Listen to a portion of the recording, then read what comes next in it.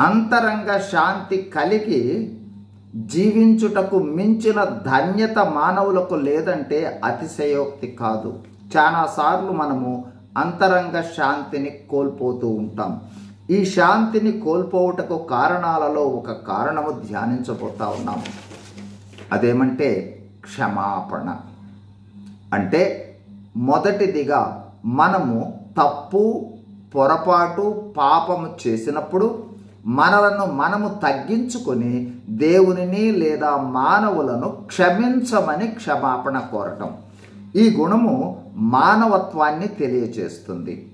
అయితే కొన్నిసార్లు ఏ విధమైన లోపము మనలో లేకపోయినా మనము క్షమించమని ఇతరులను అడుగుట ద్వారా దేవునికి మహిమ, మానవులకు మేలుకరమని భావించినప్పుడు తప్పు లేకపోయినా క్షమించమని అడుగుట దైవత్వం. మానవత్వానికి మించినది దైవత్వము. దైవభక్తులకు అది అవసరం. రెండవదిగా, ఒకవేళ ఇతరులు మన పక్షాన పొరపాటు, తప్పు, పాపము మరే విధంగానైనా మనలను హింసించినట్లయితే వారిని క్షమించటం. మనలను హింసించిన వారు మనలను క్షమాపణ కోరితే మనము క్షమించామంటే అది మానవత్వం.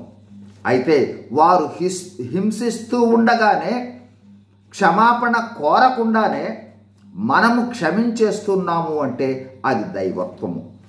కాబట్టి దైవత్వము కలిగిన క్షమించే గుణము దైవభక్తులకు అవసరం. కావున క్షమాపణ కోరటం, క్షమించటం ఉన్నట్లయితే అంతర్గత శాంతి ఉంటుంది.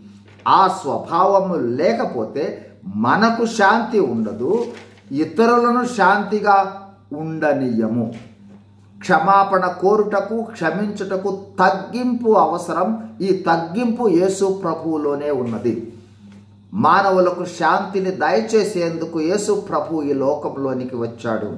ఆయన మరణ, భూస్థాపన, పునరుద్ధానాలను విశ్వసించి పశ్చాత్తాపంతో ప్రార్థిస్తే ఆయన నీలోనికి వచ్చి నిన్ను రక్షించి ఆయన క్షమాపణ గుణాన్ని నీకు దయచేస్తాడు.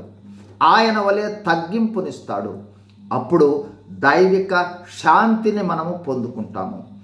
తరువాత తప్పు చేయకపోయినా క్షమించమని తగ్గించుకొని అడగగలము. హింసించుచున్న వారిని సహితము క్షమించగలము. ఇదే దైవ ప్రేమ. ఈ ప్రేమ కలిగి ఉండుటయే క్రైస్తవ్యము. God bless you. Thank you.